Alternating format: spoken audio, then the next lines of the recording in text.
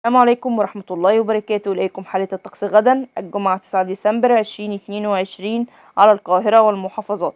حذرت الأرصاد الجوية من حالة الطقس غدا، حيث تنخفض الرؤية الصباحية خلال الساعات الأولى من الصباح بسبب تكون الشبورة المائية على الطرق الزراعية والسريعة والقريبة من المسطحات المائية. كما إنه يسود طقس خريفي مائل للبرودة في الصباح الباكر، معتدل الحرارة نهارا على القاهرة الكبرى والوجه البحري والسواحل الشمالية الغربية، وتسود أجواء لطيفة على السواحل الشمالية الشرقية، مائلة للحرارة على شمال الصعيد.